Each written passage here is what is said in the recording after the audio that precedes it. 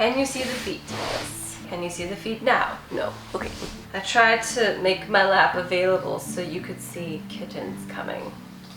Hello, welcome back to my channel. Today we have a semi-sad, semi-sweet video that I have planned / put together with Kay, all about little Foxy. So, as you guys know, a few weeks ago, we unexpectedly lost our little Foxy girl. And by unexpectedly, I mean literally out of the blue. I had no indication that this was gonna happen. So, it took me a few weeks, but I feel like now I can get through an entire video of talking about, hi Oliver, I can get through an entire video talking about Foxy without crying. So that's what we're gonna do. I want to tell you all about the magical, wonderful moments of Foxy. Some things you already knew, and then some things you may not have known. So let's get into it. Hana Banana. That's a Hana Banana. This is Hana Banana. Can I show them you? He says, I'm still a little bit nervous. Things are still just a little bit scary, but he's getting so much better. His brother got adopted, and so now he's here with Copper, who's somewhere. He'll probably make an appearance. They're looking for their home together. But anyway, let's talk about Foxy. Oh, buddy, I have to move over just a little bit. That's probably enough room.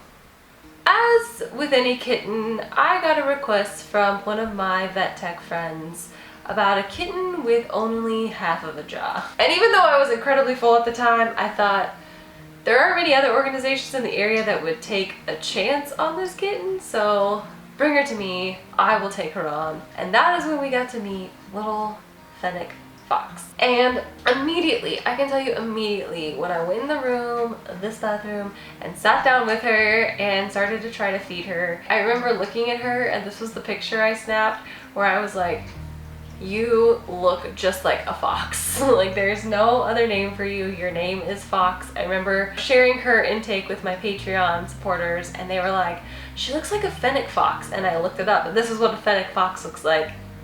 And this is Fennec Fox. So 1 + 1 = 2, you know what I mean? So named her little Fennec Fox, little Foxawoxa. Now, when she came in, she was really severely underweight. I think she was about 250 grams, and at her age, she was 5 weeks old maybe. She should have been closer to like 1.1 pounds or like 500 grams. So she was half, if not more than half of her size that she should have been. And that was because girlfriend could not eat.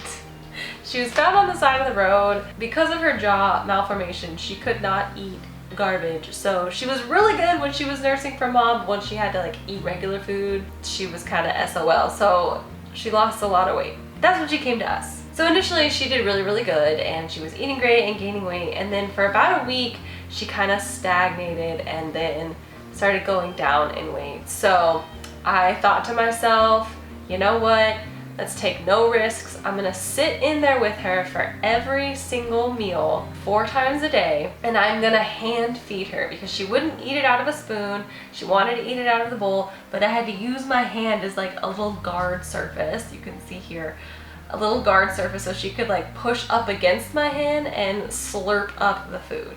So I would sit with her 4 times a day, and we would eat as much food as possible, and then we would cuddle. And that is when I got to know the amazing little personality of Fox. That girl was chaos from the get-go. Just because she had half a jaw did not mean she had less than a full personality. She would jump all over me, she'd like run around in circles, she'd try to attack my hand like the ferocious predator that she was, and she'd climb up on my shoulders and then rub her disgusting tongue, crusty face all over my face. And it did smell not wonderful, but at the same time, I loved it. She was fabulous. So she spent her first 2 weeks quarantined in this bathroom, as most of them do. Right, Hana Banana? Hana Banana! It's a Hana Banana. And then it was time for freedom. Now, At the time, I didn't have a kitten that was her size, really. We had just gotten Copper, and I wasn't entirely sure that Copper was going to be her buddy because I was going to try to keep him with all of his siblings, but then he had his eye issues, so he ended up staying. But anyway, so we let Foxy out, and she started to get to know everyone. And sometimes when I let kittens out of the room, they're like, whoa, what is going on? But then sometimes they're like Foxy, where they're like, this is my house. I run the show. She would chase Britta. She was best friends with Aussie. Like, she loved all the other kittens when she got to meet them. She was just so fearless. And still, 3 to 4 times a day, even when she was running around, we would sit together and I would make sure that she ate as much food as she could possibly fit in. So she was gaining weight, she was growing, she was doing all these good things, and she was just the most wonderful, wonderful little girl. One of my favorite things about Foxy was her biscuits. She would come up on your chest right next to your neck. Like, she needed to be here. She couldn't do biscuits here, she couldn't do biscuits here. She had to do biscuits right on your neck. And she did not like her nails trimmed. So she would make these very painful biscuits on your neck and purr and rub her face all over you. And she was just the absolute sweetest girl. One of my other favorite things about Foxy was after she was done eating, she would drip. So that girl got a bath like twice a day for a while, where I would literally wash her entire front and sometimes her whole body, because she'd get her whole body. She would literally put her whole body into the bowl, and so would need a full body bath. She was a messy eater, to say the least. So when she was really young, she needed baths multiple times a day. So she started to associate after finishing food with, oh no, it's bath time. So as she got older, I would be like getting ready in the morning, I'd be getting everyone else food, I'd put her on the counter and give her her food so I could watch, make sure she got enough to eat, and also make sure I could keep everyone away from her food, because she couldn't eat the pate that they ate. She had to have the blended liquidy stuff. So she would finish, and then she would like see me, and she'd try to like sneak away as slow as possible so that I wouldn't see her and grab her and give her a little wipe down. And then as she continued to get older, she would finish and then dart off that counter as fast as she could, because she knew it was coming. So as she like ran off the counter, there was like literally a line of dribbles that followed her wherever she went. I was really bad about catching her before she dribbled all over everything because I have ADHD and I'd get distracted. But my partner, he would be able to stop her immediately and give her a full face wipe, which she absolutely hated. I don't know, she was just such a wonderful, special little girl. Anytime I would open the garage door to come into the home, she'd be sitting on the chair and she'd be looking at me like, with her little tongue, just a little taco tongue. Anytime you'd see her, it was just like,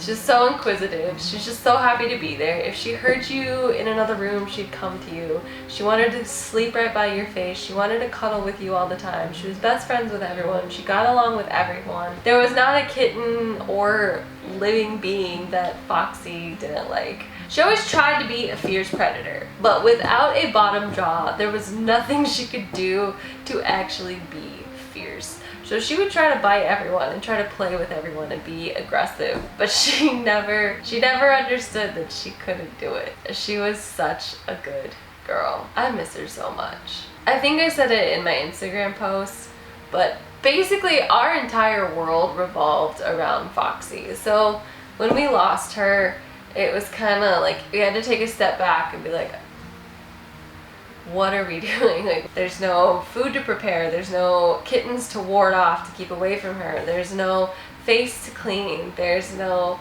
cuddling when I'm watching TV, there's no tongue on my face, like there's no more Foxy. And I think, okay, scooch in the middle again.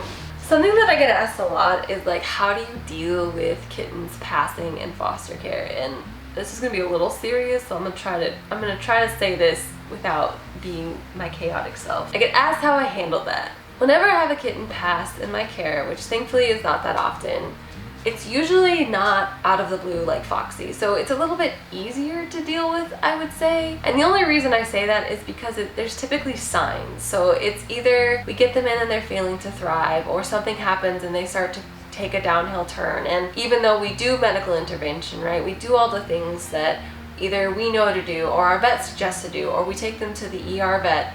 We do everything that we know that we can do, and losing them is still hard, but you almost pre-grieve because you see that without intervention they were going to end up that way either. But with intervention, at least they have a hope, right? They have a chance. So you're still like a little disheartened and defeated, but at least you have some solace knowing that, you know, someone cared about them. Some of them got to eat a meal, not all of them do, and at least they were warm, right? So at least they didn't have to pass alone on the side of the road. Now, when it comes to a kitten like Foxy, that is so much more difficult for me to deal with because everything that led up to her passing doesn't make sense with her passing, if that makes sense. She was healthy. We had just gotten started with our specialty vet to get her the help that she needed for her jaw. She was just a happy-go-lucky kitten, and so to discover that she had suddenly passed overnight is like, that's hard because there was no leading up to it. There was no like what if scenario. The what if scenario in my mind was like, what if I kept her? Like that was the only what if scenario in my head. I didn't have a what if scenario if she didn't make it, because in my mind she'd made it. In my mind, she was as good as could be. Like, she was gonna thrive. We were gonna do this. We were gonna figure it out, and maybe I was going to keep her. Like, maybe she was gonna become a permanent resident because she just became so ingrained in our world. And nowhere in my mind was the scenario that we were gonna say goodbye in this manner. So, I don't know if that really answers people's question about how do you deal with losing them. I think everyone deals with them differently. It's hard. And that's it. I'm so glad you guys got to meet Foxy and come along on Foxy's journey. She was just... If you thought she was amazing through the screen, she was even more amazing in person. But Foxy's legacy will live on. One of the things that we are going to be doing is Bethany and I had been talking about making a Mystic Seas medical fund to try to help rescues in our area when they have an emergency case or a specialty case that needs a little extra funding, something that they're not necessarily prepared for. And I kept thinking about what I could do to like have her legacy live on within the rescue, right? Within what we do. And I told Bethany, I was like, what if we created Foxy's Fund? What if we created a fund for Foxy's friends who she'll never get to meet, but she can help, that we can start using some of these medical funds and helping other kitties like Foxy who otherwise wouldn't get a chance at life. So that's what we're doing. We are creating Foxy's Fund. If any of you wanted to donate to Foxy's Fund, you can find all that information in my bio. Mystic Seas is a legal 501c3 organization. We are tax deductible. We're all those good things, and we are gonna try to help more kitties like Foxy. I also wanted to say thank you so much for 100,000 of you following along. I'm glad you like the chaos, I'm glad you like the kittens, and I'm glad you're here. And hopefully we'll just continue to have fun adventures in the future. A little more fun, a little less sadness. That's what I prefer. Okay, next week I'll tell you all about vet school, but this week was not it. So, okay, love you guys. Bye!